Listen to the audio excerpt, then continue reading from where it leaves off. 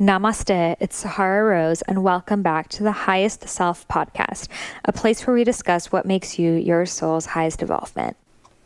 I am so excited to be sharing with you my brand new Abundance Mindset Masterclass. This is for you out there who wants more freedom in your life. You don't want to be strapped to your job that isn't fulfilling you, and you know that you can live this abundant life where you can get all the superfoods and body work and do the things that you want to do, and at the same time help and support other people. You don't want money to be that thing that is holding you back from doing all the things that you want to do and having the experiences that you want to have. And you finally want to be abundant and your truest self, because they come hand in hand. And the things that are blocking us from abundance are different for each person. We have vatas, they have certain money blocks. Pittas have their own, kaphas have their own. And by noticing your own money blocks, your own money beliefs, you can finally become your highest self. So there is nothing spiritual about money. Money is energy.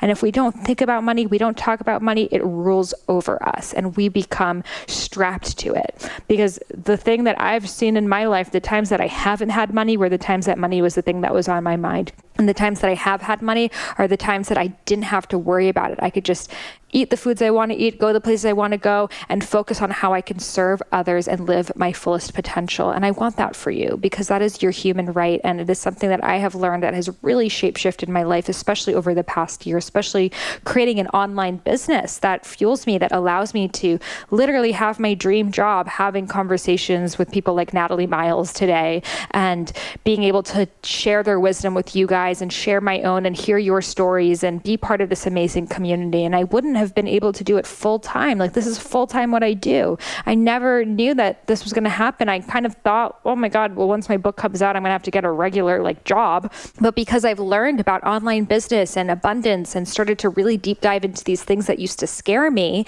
now I'm able to fully do what I love. So if you're the kind of person who you don't really want to think about money, it's sort of stressful, it's sort of this thing that you know you need to get better at, but it feels kind of icky and heavy for you, then this masterclass is for you. Head over to my show notes, the Abundance Mindset Masterclass, or head over to my website. I also have a program that I'm going to be leading for those of you who've signed up for the masterclass with 2 mentors of mine, all about creating an online business, having your platform, all different types of avenues that you can take, creating a sales funnel, all of these things that may have felt sort of confusing. We're going to really break it down to you. Lots of Q&As, lots of questions, lots of not in person, but practically in person, because we're on webinars where we're literally Skyping with each other. And it is not for everyone. It is for that person who's really willing to do the work and to learn about this so they can finally become free. Because again, what you focus on, you will attract more of. And when you focus on abundance, that's what's going to show up for you.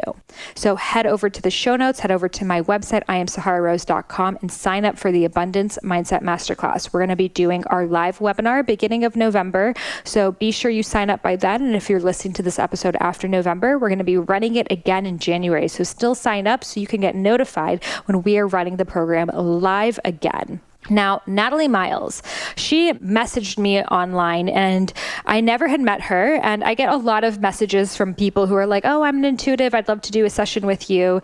And I don't really know, how could you know if someone's an intuitive if you don't really talk to them? So something told me, try a session with Natalie. So I said, okay, well, we can try a session together and I'll see how it goes and we can go from there. So I did the session with her, and holy moly, she knocked my socks off. She is literally so spot on. It is insane. And I'm not just saying this, she's the first intuitive really that I've had on this podcast. She straight up is so psychic. She was able to see things about my brother, about my parents, about so many exact details that I was like, wow, this woman really, really has a gift and I would love to have her on. So this is our special Halloween episode here with Natalie Miles, though there's nothing scary about her, but Halloween is such an amazing holiday. It's my favorite ever.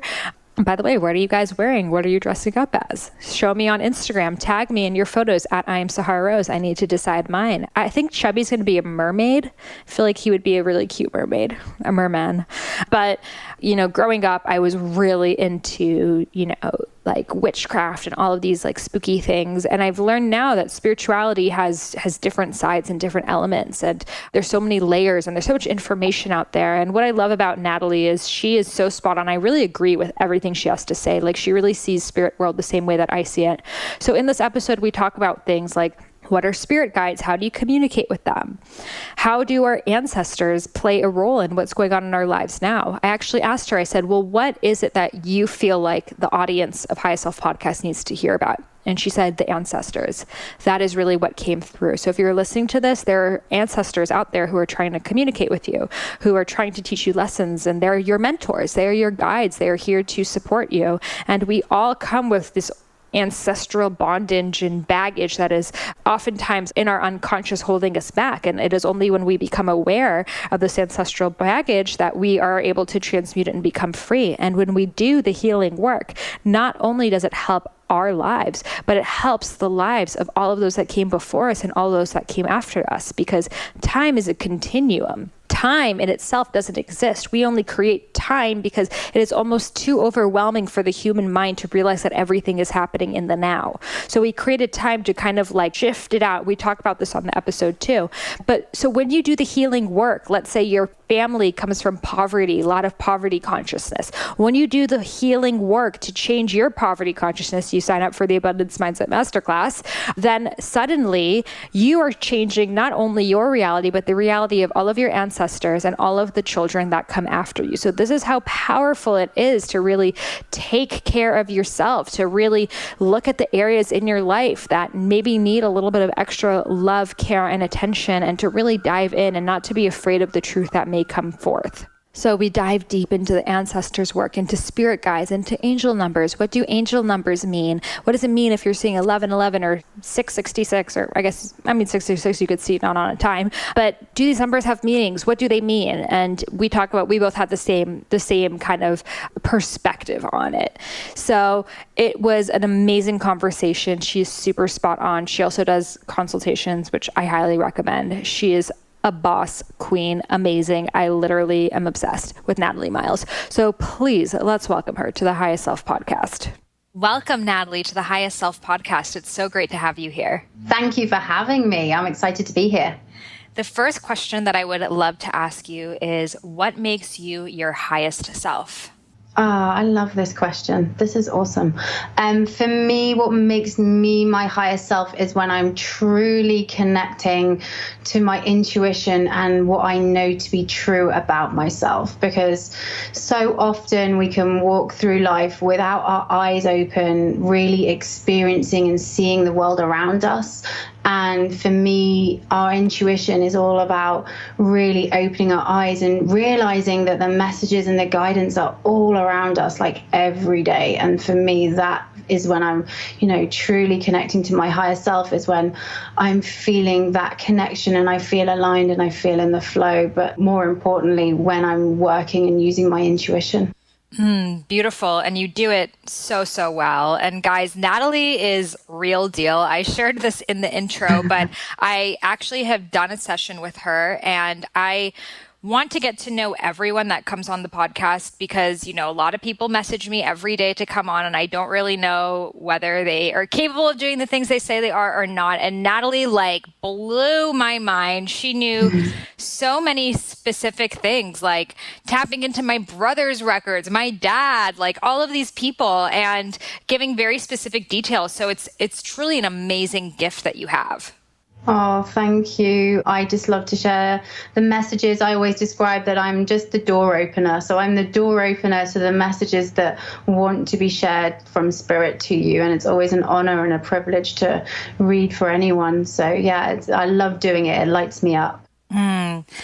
So one question that has been coming up a lot for me recently, and I've been seeing a lot of articles and stuff about this too, is how do you know the difference between your intuition and ego? So for example, let's say you are having a dream. Like, okay, before I went to Mexico, my fiance sent me an article about like the drug cartels in Mexico the night before I was going by myself. And I had a nightmare that the cartel was going to get me. And I was so scared. And I got to the airport, I started seeing the word cartel everywhere. And I was like, should I not go? Is this a sign for my intuition? Is the cartel waiting for me there? And I went, and there was no cartel, and people there were really beautiful. I did get sick, but that it wasn't cartel related. So I realized that was my own fear, my own ego creating that. But there are other times that, what if I did get kidnapped and I said, wow, I should have listened to my intuition. So how do you really know that discerning voice? Yeah, I get asked this all the time. It's one of the biggest questions. Like, how can I trust my intuition, and what's the difference between, the ego mind and the intuitive mind, and the power and the difference between the both? How I love to describe it is that there is a different tone and a different energy to when you're really feeling aligned and you're working with your intuition. It feels a lot more, there's a control to it. It feels more stable. It feels more like, for me, when I hear the messages or I get those feelings and emotions, there's a strength to it. There's an inner knowing to it, versus when it's the ego mind and it feels like chatter, like the ego mind that's chattering away, and then it builds up fear and fear and fear. And that's why I always love to share of how you can work with your guides around working with your intuition, is because when we can really ask ourselves, am I making this up, or is this real? And so you can interact with them to get you to show you what is yes and what is no. For me, yes feels like an amazing tingle and a sensation that runs all over my body that just feels like a hell yes. And when I'm doing something where it's a no, it just feels cold and hard and just doesn't feel right. For example, funny enough, my own ego mind and my intuition mind, I've been having building work in my apartment recently. And I was like, oh my God, I've got this podcast record. Am I, should I be planning to go and do it somewhere else? What if it's like really noisy? And I let my ego mind like chatter away to me. And I was like, okay, stop this. This is silly. Like, let's really tune in and ask my guides and ask my intuition, do I need to plan for something like this, or should I just, what's the deal here? And when I switched off and I really connected, I got the message loud and clear. Nat, you've got nothing to worry about. Just keep doing what you're doing. And I was like, okay, cool. And so for me, it's about learning how to discern what the difference is between your intuition and the ego and the fear and the chatter that can sometimes take over. Okay. So what if it's your intuition telling you something dark? Yeah, and that does happen when you have real, true warnings of like, don't go here, don't, as you say with the cartel and how that works. For me, when I've had those moments of real warning, it just has a different tone and it has a different energy to it. It has a different feeling. And sometimes straight up, you can walk into a situation where you are being given the intuition to be wary. It doesn't mean that something is necessarily going to happen to you, but you're being asked by your guides to have discernment around traveling on your own or having your eyes open. It doesn't mean that they're saying like, don't go to Mexico, for example, but they're just saying like, be discerned around the feelings and the emotions that are being brought up for you. But when there are real serious things like I've had experiences where I always like to describe before, like people have had before accidents, or for example, even before 9/11, people were having dream states where they were feeling that something was coming and that they needed to be, that they needed to be careful about that. It comes into the psyche in different ways. It's just how we can process them. And that's the thing with intuition, is that we're always, as humans, looking for something that's tangible. We want it to be real. We want it to be like fact. Like, it's like, are you telling me no to do something and I should definitely not do it? In the end, there's human will and human choice in all of this. There's free will, free choice. And that's the thing with working with your intuition. So at what point would you cancel or make a major lifestyle change simply based off of your intuitive or what you believe to be your intuitive voice? Great question. For me, it's when the doors start shutting. I always love to say that spirit will, when you're not on the right path and they want you to reevaluate what's going on in your life, they will throw little pebbles at you, and they'll throw little pebbles. And if you're not listening, the pebbles become bigger rocks. And if you're not listening to the bigger rocks, they become even bigger boulders. And then if you're still not listening, they will throw in the massive life boulder change moment where they're like, are you going to listen? Are you going to make a change? When I moved from the UK to Vancouver, it was a complete and utter intuitive life punt. I was just listening and I was being open. I visited here in 2010 during the Olympics and said, one day I'm going to live in this city. And then I was back in London doing my thing. My relationship ended. My job changed. I started to notice the doors were shutting, and I just kept hearing this voice in my head of like hearing from my guide saying, Vancouver, Vancouver, Vancouver. And I was like, okay. And so for me, that was really like making a massive lifestyle change, like packing my whole life up, quitting my job, doing everything and being like, no, I'm moving to Vancouver. And that was purely done on intuition because I had a calling to be here and it just felt right. Wow, well, that is so amazing. And not only because Vancouver was the right city for you, but also because it allowed you to start this new chapter. Because I know you were a director, producer before, and you started this whole new chapter, like full-time, just being your intuitive, clairvoyant self. Yeah, it really was. If I hadn't moved to Vancouver, there is no way that I would have been doing this work. But I believe that I was always going to be brought to this work. And Vancouver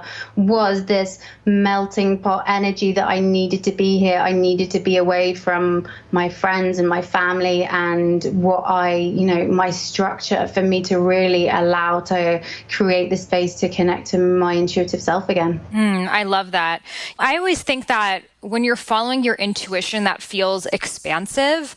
And when you're following your ego, that feels contractive. Even if it's leading you to something dark, there's still this feeling of expansion and maybe like safety, or sometimes the ego wants to rush you into things. We were just talking about how I'm planning the wedding and I'm like my Capricorn mind is like, okay, let's set the date. Let's go. Let's get things moving. And like the universe is just like blocking every idea that I have. So it's my ego that's saying, like, come on, if you don't plan it, it's not going to get done. But it's my intuition saying, obviously, I need to just like sit in the space of just being engaged before planning the next step. Completely. It's about being in the flow and being open. And intuition is the trust.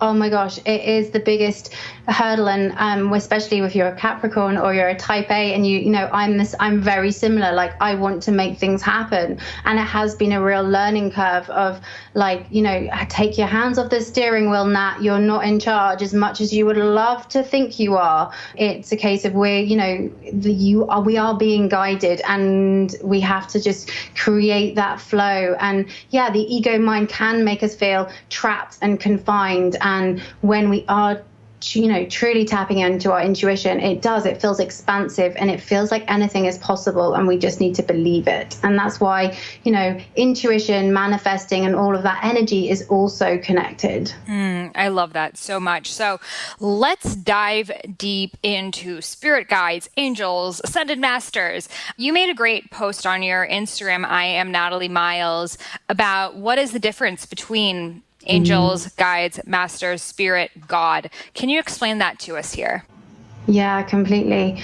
We have, we create so many human labels for this energy, and it all comes from the same source. It's all one and the same. It's amazing that we, as humans, we create this structure because we need structure, we need labels, we need identifying figures to, describe an energy that we can't necessarily quantify or put our fingers on or qualify. And so by giving us this, by creating these labels like, spirit guides, God, angels, it all comes from the same source. And And the irony is, and the beauty of it is that we also have that energy within us. So really, truly, it's all about trying to find that connection, to ourselves that resides within us. It doesn't live outside in some ethereal plane. It doesn't live in a different world. It doesn't live in a different dimension. It lives here in this world and in your own body. And yeah, I'm really, I love the fact that we do have people identify with the angelic realm, spirit guides, ascended masters. They are important, and they all have different, strands of energy that we identify with, which is amazing. But we have to realize that it all comes from the same source. Okay. So would you say that they are the same thing with different names or different entities from the same source? I would say that they were different entities with different vibrations from the same source. So a different vibrational energy that we've connected to as humans, as for example, how we're all from source, but we all have different characteristics because we all have different vibrations. It's the same thing. Okay, beautiful. And would you say, in your opinion, that spirit guides were formerly incarnated beings or simply vibrational and always have been vibrational beings? Yeah, so spirit guides, I love to describe them that they are our cheerleader team in spirit. And we all have this backup team helping, guiding, protecting and looking after us. But not always. So sometimes we can have had a spirit guide that has had a human life with us. We have had a human existence with us, and they have been family members, friends, an important someone who you've worked with, someone that's been really important in shaping your life. Yes, you can have had a past life with a spirit guide. They can also be ancestors, and they can also be star seeds, so they can also not be from human source in human form. They can also be light beings or star seeds as well. So there is no one particular category that all spirit guides come from a different planet or a different place. They can also have had a human existence, and you will have had a human relationship with them. Okay. Which is pretty mind-blowing if you think that you can have a guide that you've had past lives with, which is pretty insane. Yeah, no, I mean, I've been told that like in my next life, I'm going to come back as a spirit guide. I'm like, that sounds amazing. I can just float around giving people advice and not have to worry about the human side of it. Right. It's like you've reached a certain level where you're there doing the supporting, you're doing the supporting to, friends or family members or someone that you've never even met before. And they're like, yeah, I've got this spirit guide. And will they appear with your name as Sahara? I don't know. You might have a different name that they've related to, but that is how it works, because, our guides do have names, and you can ask them for their names when you connect as well. So when you ask them for their names, do you think that it's really their name, or do you think that it's just us putting a name to describe this energy? I believe that it is a name that we are relating to that energy because it makes it more approachable and it makes it more relatable. Because as humans, again, we love a label, we love a name. How do we describe ourselves? We don't go, hi energy, how are you doing? It's, hi Nat, hi Sahara. So yeah, it makes it more relatable to the person completely. Totally. Yeah. I've always felt like the times that I'm like, Spirit, what's your name? What's your name? Come on, move my hand in like the direction of your name. It's like me wanting to have this human-like connection with this thing that's not a human. And maybe it's not a bad thing to give it a name, but I've always felt like it's me just trying to personify something. And a lot of the time it's them also personifying it for us, because Spirit want it to be approachable. They want us to feel connected to it. So they know that names are really important to us. So they also associate themselves with a name so we can identify with it more. And they make that as a conscious choice. So what I've wondered sometimes is if spirit guides, angels, ascended masters were meant to be communicated with, why do they make it so difficult for us to communicate with them? Great question. And that's my mission, because I'm a real big believer that they're trying to make it easy for us, and we're the ones that are overcomplicating it, because the symbols, the signs, the messages that they give us, they're basing it off our own answer book. So from the minute you're born to where you are now, your whole body has been, interacting with signs, symbols, colors, emotions, and feelings. And what they do is that they use those symbols to give you your messages and your guidance. And what happens is that we as humans think we overcomplicate it, and we don't realize that the biggest question that you have to just ask yourself when you receive an intuitive hit is, what does it mean to me? What does it mean to me? Because in the end, it's not about, the answers already lie within you. They're trying to use the symbols and all those emotions and feelings that you already know the answer to. And so it's just us realizing that we can access this answer book. We can access this library of information that we have. We just need to learn how to decode our messages. That's so beautiful and so true, that it's so unique for each person. And that same color, that same scent can evoke such a different emotion in that being. So they kind of know what works well for you. Completely. And that's why I get so mad when people are like, oh, I've just had this dream, or I just saw a sign, or I just saw this number, and I'm going to go on Google and I'm going to go and search it.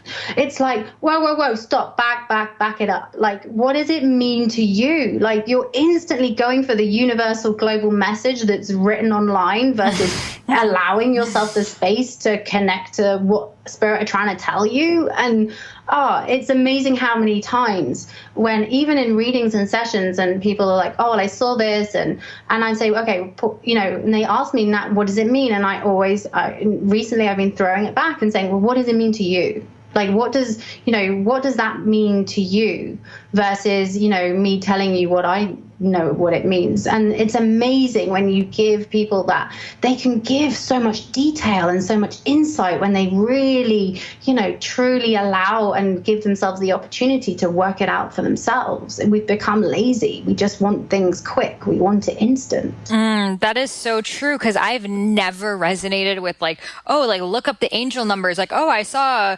605. What does that mean? Google it. Like, that's never made sense to me, because why would angels be working based off of this one, as you said, universal book that they're sending us numbers? I feel like the numbers are so individual and so specific, and we as humans are trying to create a manual for everything, and there's no manual for intuition. There really isn't. It's actually learning about how the slight subtleties of how your guides work with you, and the feelings and the emotions, and how that turns up in your physical and in your emotional body. And they're using, they're here, they live in this world, and they want it to be easy. They're really, really, really trying. So, next time you get a message or a piece of intuitive guidance, don't go online, people. A dream, take the moment and ask yourself, for example, you have a dream that your teeth are falling out. If you Google that online, you'll hear, oh, it's because you're stressed or you're not in control. But really ask yourself, okay, well, what do teeth mean to me? What does the falling out part mean to me? Any other visuals that come up in your dream for you? And then ask yourself, where in my life does this resonate? Where in my life am I, is this associated to? You'll instantly get such a detailed message. So very true, guys. Stop Googling everything. Ask yourself. That's all about how the intuition really works. Yeah, big time. So I'd like to ask you about past lives, because this is a very popular topic on the podcast, one that people have a lot of questions are. Can you explain how past lives work from your perspective? Yeah, so for me, past lives they are our biggest kind of learning. It's a really powerful healing tool to really go back and visit the past lives, because if you don't deal with something in a past life, it will repeat itself. Emotions, how relationships. So with past lives, how I love to describe it, it's like, and how you access them is that there is a soul imprint. There's an imprint of your past life that we can access and that you can go to during a past life regression. And what happens is that when we pass over, if we've chosen, if it's our time to come back and do it again, we basically go home, we go to the other side, and then we get reincarnated into another body. And then we can then experience, the emotions and the feelings and the programming that we haven't dealt with, that we need to relook at and relearn. And it's amazing when that happens, that when I take people back to visit their past lives, they're like, oh my God, I've been repeating this so many times. Oh my God, I know I need to stop this. And it's really amazing. So true. Would you say that the past lives have happened before us, or they're all simultaneously happening right now? Oh, I'm a big believer of string theory. I'm a big believer that, with time is like, how do we quantify time? And for me, it's all happening at the same time. And it's just that we're accessing different memory, imprints of that at one time. Yeah, 100%. And so we're being given an opportunity to upgrade and shift.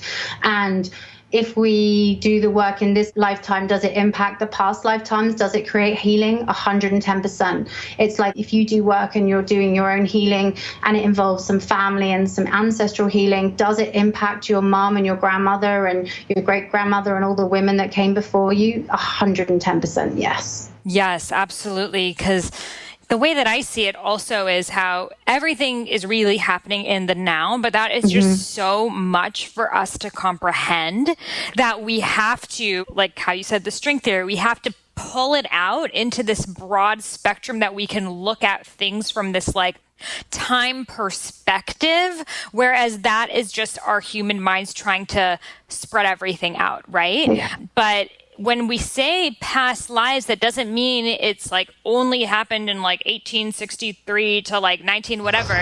It's actually, you are actually in that lifetime now. You are in the future now. You are in the caves and maybe a reptile right now, which you're probably like, what are you saying? But it's all kind of, I see the same soul contracts, learning the same lessons, the same type of energies, maybe showing up in different ways. And as you're moving forward, like moving up like one level in Mario, you're moving up that level in all of the games that are simultaneously happening. 100%. That's a great way as a video game completely. You're leveling up every time. You're getting those extra stars and those extra points as you go up. And it brings it back. Time is another human, it's another human label. We've labeled time because it would be, too mind-blowing to think that, oh my gosh, I'm having all these experiences all at one time. But yeah, we can. We are living the learnings that we're experiencing. It's so important to do the learning. We're here to do the work. We've chosen this human body to do the work and to really look at relationships and to look at emotions and to look at feelings. And when people shy away from doing the work in this lifetime, that's when you're just going to keep coming back and repeating the same stuff over and over again. Exactly. And when we say that time doesn't exist, it doesn't mean like you aren't aging. Like, yes, there are calendars, there are, rhythms of nature and seasons, which are all time, but we're kind of looking at this from just a broader perspective. But yes, when you come more down into the physical plane, there very much is time. Yeah, 100%. Yeah, time definitely does exist, people, but it's done in that kind of spiritual realm of the top line level of what is time. Yes, but that's, it's the beautiful cyclical nature of the world that we live in.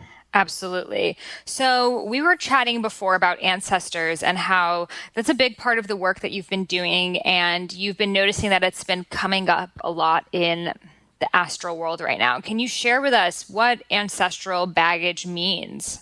Yeah, so we're all born into this world with, the ancestral stories that have been programmed and patterned into, the women and men that have come before us. And, each lineage, each ancestor, each time is doing a bit more of the learning and a bit more of the kind of upgrading and the up leveling. What Spirit have been sharing with me recently, and why, connecting it back to intuition and the work that I'm doing, is that there is a massive shift going on around the ancestral shame of working with our intuition. That suddenly working with your intuition is cool, and we're tapping back into it. We're working with crystals, we're working with essential oils, we're working with healers. It's really important, and we're being called up to work with it again. But part of this is that we're doing this, but there's still a lot of fear and anxiety, and we are struggling to trust our own intuition. And this predominantly comes from the ancestral shame of working with our intuition. Because straight up, if you were out in the open doing this work, you would have been crazy, locked up in a mental institution, killed, murdered, hanged, like the witches that have come before us and the healers that have become before us. And this is what is being broken down right now, is we're being asked to look at the ancestral shame of, really believing that the answers are already within us and that we can access them ourselves, and that we don't need other things to tell us what we know to be true. So very true. And we're definitely seeing a renaissance and coming back to the intuition. It is totally cool again.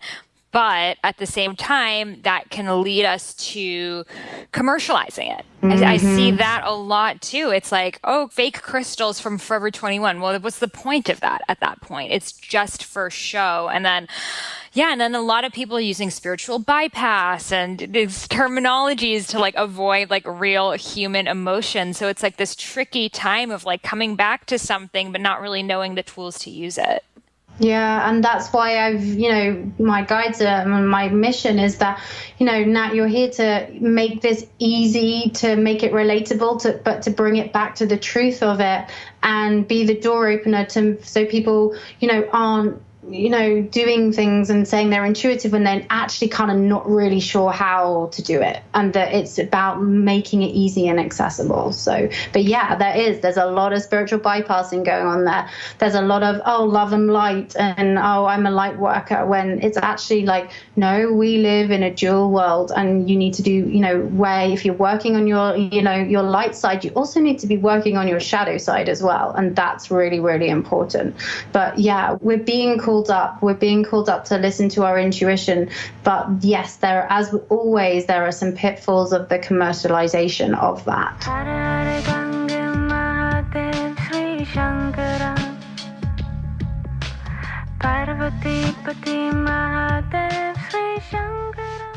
I'd like to take a break and share with you an incredible place where you can buy many of the Ayurvedic self-care products for a massive discount, and that is Thrive Market. Thrive Market is an incredible, revolutionary online marketplace that makes healthy living easy and affordable.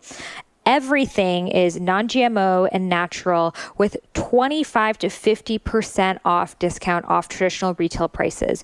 So I love going on there to get my tongue scraper, my oils for oil pulling for Abhyanga.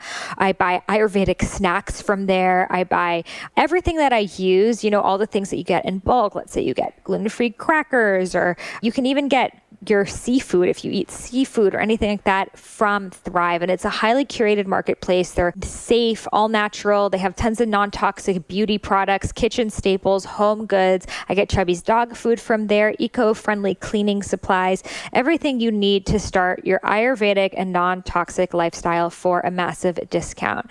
So as a special gift, we are offering High Self Podcast listeners an additional 25% off your first order, plus a free 30-day trial. So you can try it out, deliver all your groceries to your door. So let's say you normally spend $100 at the grocery store. Since you're already getting about 50% off of being at Thrive, plus 25% off from my discount, you're saving an average of $50 to $75 off of your $100, which is an amazing discount. So many of you guys are going to be doing your grocery runs. You're going to be buying your tongue scrapers and your oils for all of these amazing Ayurvedic practices. So make it easier on yourself and get it from Thrive. Again, head over to thrivemarket.com/Sahara and you will receive 25% off your first order as well as a free 30-day trial. This episode is brought to you by Casper, not the ghost, but the sleep brand that makes expertly designed products to help you get your best rest one night at a time. You spend about a third of your life sleeping, so you should be comfortable. The expert at Casper work tirelessly to make sure that we have a quality sleep surface that cradles your natural geometry in all the right places. Casper products are cleverly designed to mimic human curves, providing supportive comfort for all kinds of bodies. The original Casper mattress combines multiple supportive memory foams for a quality sleep surface with the right amount of both sink and bounce. They offer affordable prices because Casper cuts out the middleman and sells directly to you. You can be sure of your purchase with Casper's 100-night risk-free Sleep On It trial. Get $50 towards select mattresses by visiting casper.com/Sahara and using code Sahara at checkout. Terms and conditions apply. Again, get $50 towards select mattresses by visiting casper.com/Sahara and using code Sahara. Now, back to the episode. So I'd like to kind of dive into how do we heal the ancestral wounds? So let's say someone realizes that their family lived in poverty and there's a lot of poverty consciousness going on, and it's something that they're now aware of. Like, how much work and what is the work they need to do to really heal that? For me, I always say it's always about the work is very particular and individual to what you resonate with and what you're being called to do as the work. For example, you might be being called to work with shamanism. You might be called to work and do Reiki. You might be called up to, do the work via, working with your psychic intuitive abilities, because we all have it and you're doing the healing that way. It's all about what is specific to you and what you resonate with to do this healing. How, for example, for me, it's all about looking at what your mentality, like, if, for example, you used poverty as a poverty mindset. So how do you break free from that poverty mindset?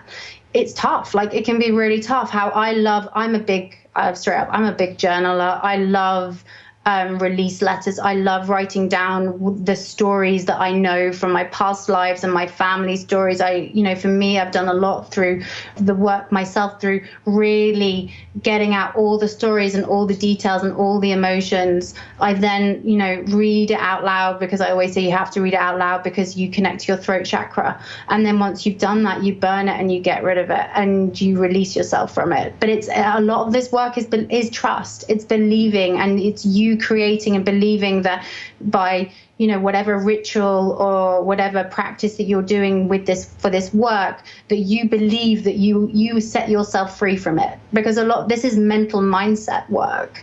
You can still do this work, but if you don't believe in it and you don't trust it and you still want to carry the baggage around with you, then it will keep showing up. I love that, the release letter. So for example, if someone knows that their family went through poverty, what would that letter look like for them? Yeah, so what I do is that you can write your family name at the top of a piece of paper, and then you write down, I release ourselves from the old bonds, old ties, and old contracts from this lifetime, past lifetimes, and future lifetimes. I release us. And then you write down all the old stories where it's shown up in, your grandparents, your parents, any other, where it shows up in your life. Yeah, read it out loud, burn it. It's really, really a real good cord cutter. Ooh, I love that. And could that be used for relationships? Oh, yes. When people come to me and have, it's amazing the amount of people that come and are either, not in relationships or are in a relationship, but there's an old relationship that's kind of haunting them, that's kind of the energy of the ex is like swirling around them. And I always say, okay, this is really important. This is a block. You need to release this. And yeah, you can do the same for a relationship, but you write down their name at the top of a piece of paper. And then you do the whole, I release myself from the old bonds, old ties. And then, but you also add in, I release you with loving kindness, because it's really important that the release is done out of a place of love. Beautiful. And what about if that person keeps showing up? You wrote the letter, you wrote 20 letters, and they keep showing up in your dreams. You're thinking about them. I know for a lot of people, like even exes from 10 years ago could still be kind of haunting them.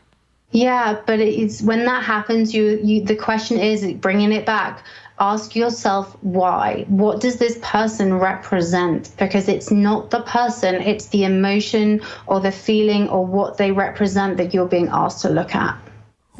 So very true. And do you think that, let's say someone was a real love of your life, do you think that you would ever fully get over them, or there's always going to be a part of you that still loves them? Yeah, for some relationships, you will always love them. It doesn't mean that, whatever's happened doesn't mean that you can stop loving them and that, oh, well, I need to stop and that's it. We can all have multiple loves in our lives. It doesn't mean that, just because you're not together anymore, doesn't mean that you still have a place, they still have a place in your heart. I always share, like, we can have multiple soulmates. This idea of the one is crazy. For some people, great, that's awesome. But a lot of the time we have multiple soulmates in one lifetime. And it doesn't matter if you're with someone for 3 days, 3 weeks, 3 months, 3 years, or 30 years. They're there for the learning. They're there to teach you something. Yes. And the soul contract just may be over. But I think for a lot of us, it's like you spend so much time loving someone, building with that person. And then let's say you guys break up, even if they do something hurtful or wrong to you, you can't plug off the switch, right? There's still going to be love there, even if you don't want to be with them, even if you're mad at them, even if you hate them simultaneously.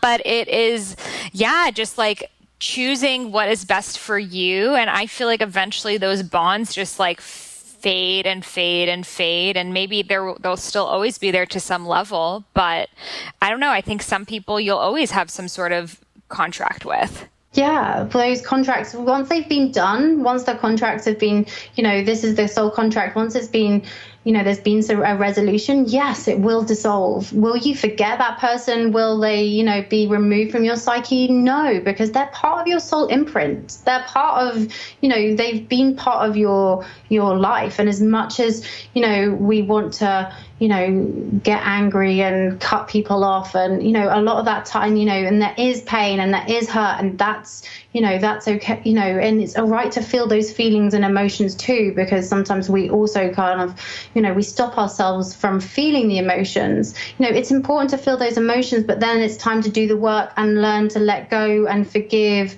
and send love to it too. So true. And I'd love to know your perspective on twin flames and soulmates. Oh, yes. Twin flames. It's so funny. If I hear one more person saying that they want to go and find their twin flame, right. Oh my gosh. No, twin flame is like the hardest journey ever. You do not want to be going to, seek out your twin flame. You experiencing your twin flame means that your soul is evolved to a point where you can actually handle that as an energy. It's become this in thing that the best relationship is a twin flame relationship. That is not the case. It is tough. It takes a lot of hard work, and it's about learning again. It's about learning. And 9 times out of 10, you won't end up being in a relationship with your twin flame. Totally. And I think a lot of times we think that twin flame means the highest level of relationship, because if that person is like the male or female counterpart to us, like what could be a truer love? Whereas that's not the case. I see it as like, would you want to be with your family member? Would you want to be with your twin And for me, I actively would not want my twin flame, because I like to learn from someone who's different from me and have that sense of polarity there.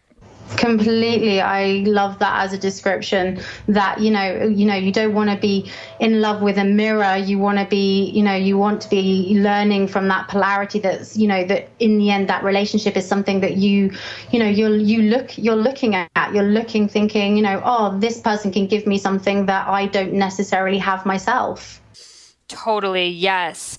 And would you say that, so for example, the older people that we see that they have like one like love of their lives and they're like 90 and they still love each other, would you say that's a twin flame relationship, or would you say that's a soulmate that they've just put a lot of work into it? Oh, it would just depend on case by case. I would say that 9 times out of 10, it would be a soulmate and they've just put a hell of a lot of work in to be together for that amount of time. Yeah, I mean, any relationship takes a hell of a lot of work and, learning about each other and yourself within it. In my relationships, I've learned so much about myself. I feel like those are, you have your biggest learning. So to be with 90 and be with someone for that long, like, go them, but whoa. So true. And, I see a lot of women, they're conscious, they are entrepreneurial, they have so many amazing things going on, but they can't find their male counterparts. So a lot of the conversation is, where are all the conscious men? Would you say that there is an actual shortage of conscious men, or there is an element to yourself that you have not found, that you've not manifested the ideal relationship for you? Great question. I'd love to say a bit of both. I feel like there is a rise in the conscious man right now, and a man that is, tapped into his divine feminine and his divine masculine, and that there is a rise and there is a shift going on with that. But there is also us as women, we're also it's amazing how that's been set up, but we also want it all. We want to have the job, we want to have the career, we want to have the perfect relationship, we want to be able to have the family, there's an expectation with women right now that we're supposed to have everything, and that's really intense. Like, yeah, it's amazing when you can have everything, but again, this idea of what the pinnacle is, it's like I've reached success when I have all of these things. And then there's a lot of pressure on women to have that, to, have all of that and have the relationship too.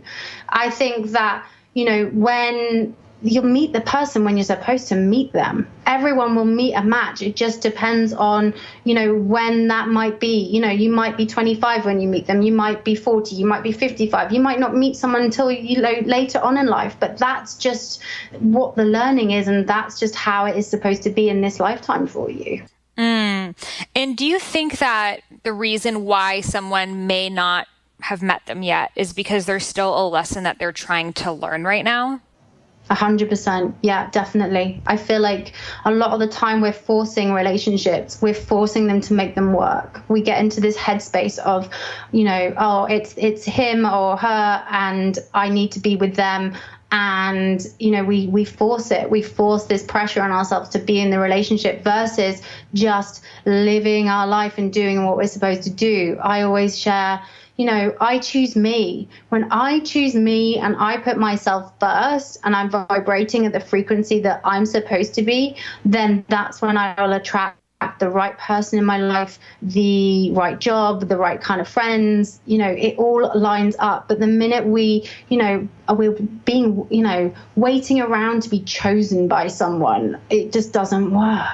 So true. And I think a lot of us, we try to force it, right? We meet someone, we're like, oh, that could work. I could change this about him and that, because we just want to be in a relationship so badly. And then we end up missing the right one because we're so busy trying to change this other person. And what's even more worrying, it's not just trying to change the other person, it's about changing themselves. The amount of people who I do sessions for, and they're like, oh yeah, well, I did try and change that bit of my personality or something I loved, or I didn't share that. It's like, if you're trying to fit yourself into, what you think this other person, wants from you, it's just not going to work.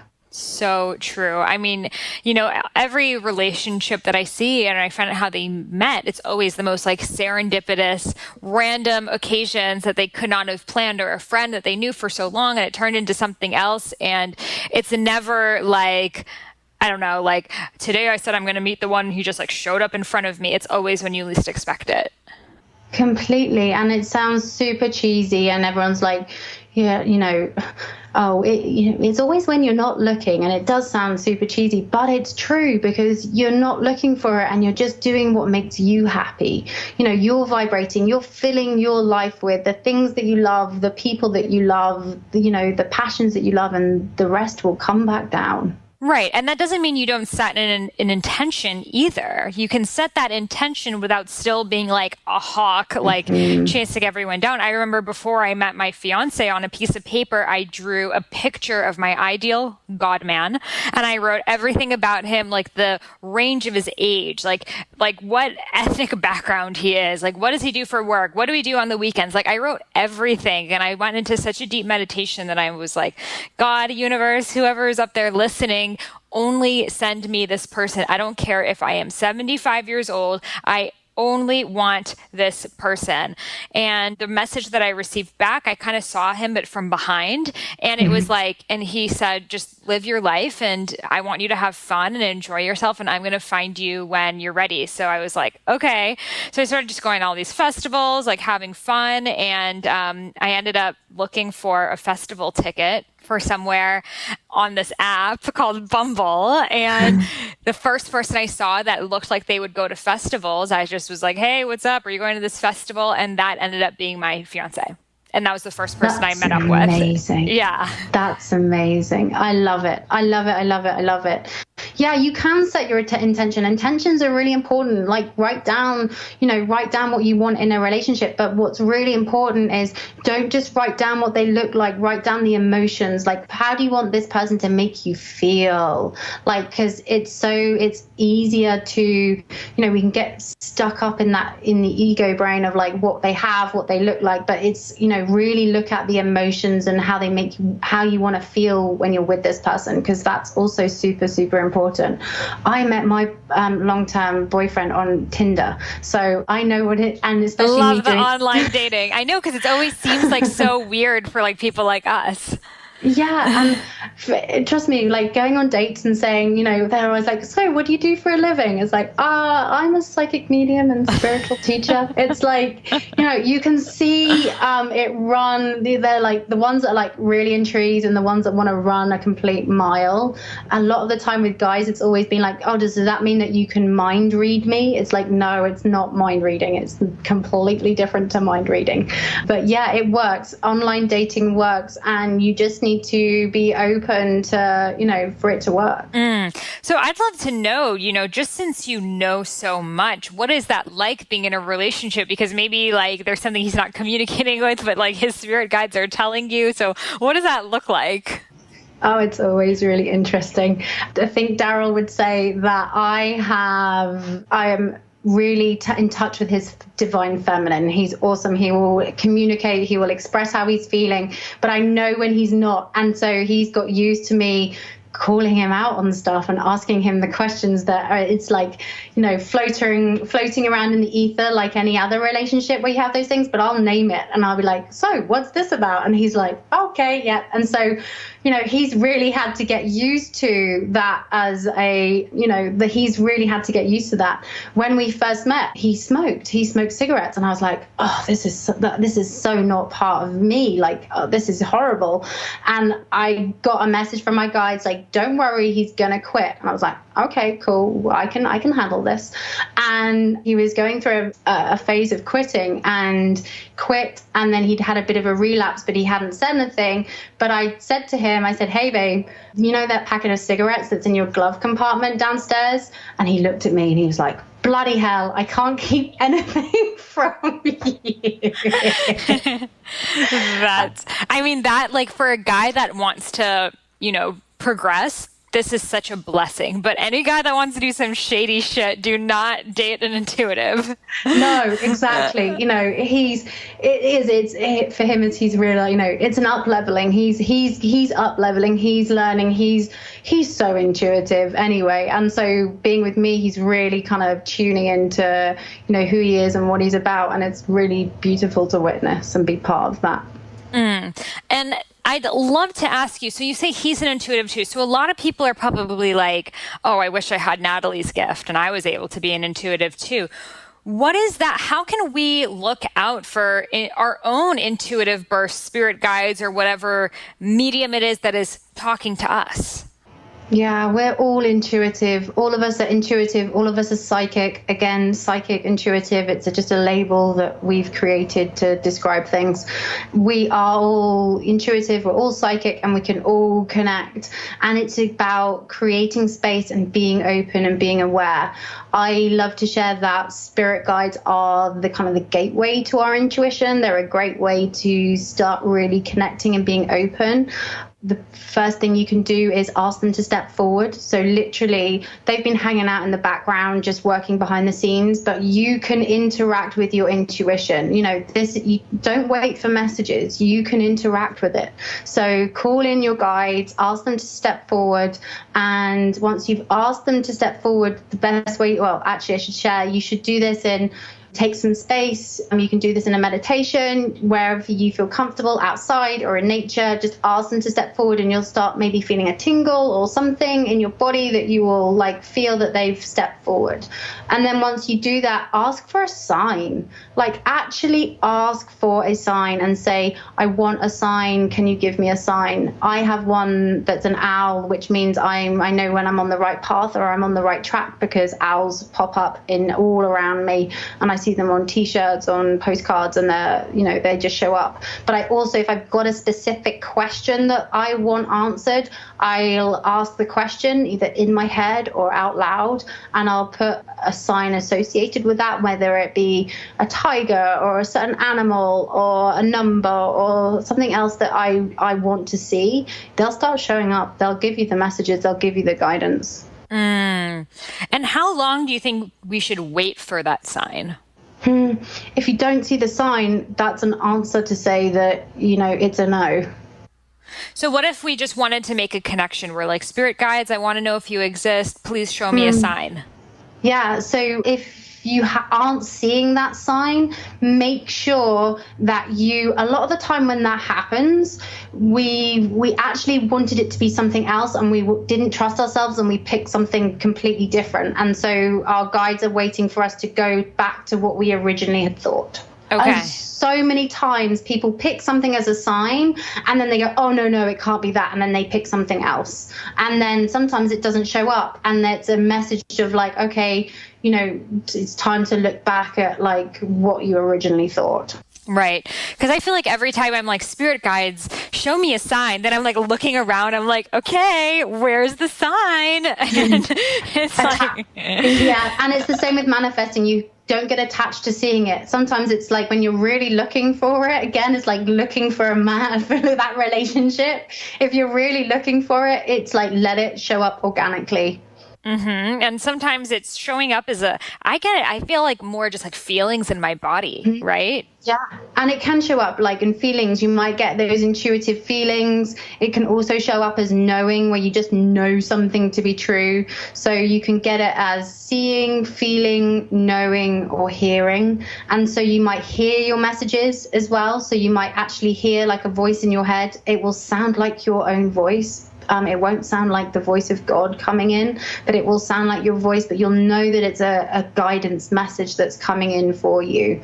Yes, you can see signs. You might, if you feel things, it might be that you feel certain emotions in your body. It might also, with emotions, you can ask for yes and no. You can ask your guides to show you what yes means and what no means in your body. And then you can use those feelings to ask questions, which is a really great way. Yes. And I think with the yes and no feeling, so much of that has to do with your dosha. Like for Vata, which I'm super Vata, like a yes is like this excitement of like, ooh, we're going somewhere and like things are going and it's like, woo, woo, woo, because like bots just love to feel like that. And then the no is the anxiety of like, oh my God, is this going to work? Is it not going to work? And it's like that excitement just trickles into the shadow side of anxiety. And then for pittas, I feel like the yes is very like, we have a plan and we're going to execute. And it's this like a warrior, like Titans charge. And like, they're like have their team and they're like high-fiving people and they're like, woo, woo, woo. And it feels like very like athletic to me. And then the no is like, things aren't working out. I'm so mad. And that heat rising. Yeah, that's a great way of putting it into the doshas. I love it. That's so, it's so resonant. And just, everyone will experience their yes and no really, really differently. And you'll get different symbols associated with it as well. So true. And the kaphas, since I don't want to leave out the kaphas, I feel like the yes feels like just comfort and like ease and like, yummy, juicy, ooh, like orgasmic, like eating really good food. Like it feels like that. And then the no is like, oh, I feel heavy. I feel stuck. I feel lethargic. And we can all feel those ways in different times. It just depends on kind of what dosha you naturally gravitate to. Yeah, that makes complete sense. Yeah, I love it. I love it. And I'd love to know just a little bit, because a lot of people listening are intuitives themselves. I'd love to know a little bit about your process. So when someone's like, I want to know about like my brother, like how do you know, and what does that voice sound like for you? Yeah, so when I'm doing sessions, for me, if you mention your brother, I instantly tune into the energy of him. So I tune into what I feel like he's going on right now. So I put myself and I tune in on an energy basis and see how it feels energetically. I will then imagine what he looks like in my head. So I imagine the physical outline of the brother. So I'm getting the emotions and the physical outline. I will then open up my guide so I hear the messages that they want to share. So I then hear and I allow them to share like what's going on in his life right now. And I also use it with a blend of visuals. So I then get imagery as well. So the main predominant thing is I use the emotions to connect with the person. So it's really important that when you're tuning in and you're getting a message for someone, you have that bond and you have that connection where you're truly connecting to them. And then you allow your other gifts to flow around it. So for mine, it's like I hear and then I get the visuals too. Yes. And I think a lot of it is trusting your imagination, because a lot of us are like, oh, well, how would I know what someone's brother looks like? Well, you just have to imagine, and then imagine what does he feel like. And so much of your imagination is your intuition. Exactly. Like imagination is the key. That's why kids are so intuitive, because they use their imagination on a daily basis. They're always imagining. And, as we get older, we shut down the imagination part, and imagination and intuition are really, really connected, because that's how I would imagine is exactly in my readings, like imagining as a kid or imagining something. I'm allowing the stream of consciousness. I'm allowing the stream of messages to flow in like I'm imagining, like I'm watching a film play out in my mind's eye. Yes, yes, yes. And do you have any practices that listeners can try at home to harness their intuition or connect with their guides? Yeah, there are so many. Connecting with your imagination is really, really important. It is a real kind of unlocker in this work. I love to do a meditation, and you can do this on your own. It's super simple. Go and put yourself back into a childhood home. Go and put yourself back into a familiar space and go and walk around it, and imagine that you are touching the furniture. You're back in your bedroom. You're back, you're in the garden. You're standing outside the front of the property. Just allow the imagination to flow again. Really smell, imagine what it smells like in there. Imagine, what the feeling and the textures. It's imagine what everything looks like. It will really help you get back connected with that imagination part of your mind, and allow you to be part of that. Connecting with spirit. I love spirit writing. I'm a big, if you've got a question that you want answered, you can write it at the top of a piece of paper and then go and just get out of your own way. We can all channel, we can all write, and like that. And that you basically ask a question and you just allow your guides to write for you. It's always insane what comes out. Yes, I love that. And you can also do that with a person, like a deceased relative or something like that. Yeah, completely. You can really, with the mediumship element, yeah, especially if you want to grow your gifts and your talents as a medium, connecting to loved ones who have passed over, which is, I love doing. It's really amazing when loved ones pop up to give messages that you can, yeah, just do that with writing and see where it flows and see where it goes. Yes, I did. I did it with my grandpa. I connected with him. I've never met him before. And I just tried the automatic writing. And at first I could tell it was just me responding. And then slowly I started to see my handwriting got like smaller and smaller and smaller. And then it was like this tiny handwriting that I'm not capable of writing that small in my actual life. And just like really great, like advice that I would not have given myself. And it was just, I mean, a true testament of when you get out of your own way, what can come through. Yeah, it's creating the space, getting out of your head and listening to your heart, because the intuition, it comes from the heart space. It really does. And it's about not overthinking and massively trusting and, allowing it to flow. And I'd also love to ask you, a lot of people use tarot cards, oracle cards for a lot of questions in their lives. Do you think that is actually giving them the answer, or it's more of just like a clutch that we use, which can be fun? Yeah, it's funny. I'm writing a book right now, and there is a section all about this. So for me, oracle cards, tarot cards are really, they are a really useful tool, but we have become too attached to using them in like we do with Google. Like, so we pick a card, and instead of asking, what does this card mean to me? We go straight to the little book in the box and we're like, oh, the author says that this card means, and then we read that. Great. A lot of the time the author, what they've put into the energy of that card is amazing. But again, you're not asking yourself, what does it mean to me? How I love to read cards when I'm doing this is don't instantly turn the card over. So you pick a card, shuffle the cards, it pops out in whichever way, it pops out, that's the card for you. So you don't choose the card, you just let a card pop out. I let the card pop out, or if I fan them open, I'm like, okay, I'm being drawn to this card. So you can do it either way. But what I do is, instead of turning it over straight away, what you do is you put it between your hands and you shut your eyes and you allow yourself to feel the emotions and the feelings that come up. You allow yourself to, visualize any symbols or other imagery that comes up for you. And you really connect with that card that way first to get the message of what this card is telling you. You will feel it. And then what you do to get more information is you then turn the card over, and then you ask yourself, what does this mean to me? What more information can I get from this card? Because you will get far more insight and far more detailed information from that card doing it that way than by running straight to the book. So true. And I've always felt the same way. I see people who carry cards with them everywhere they go. And like, just their response to life is just to immediately go to the cards. And I'm like, this is just as dangerous as not having an intuition. But we're just using this spiritual tool to, again, hand over the responsibility that we have to sit with it ourselves.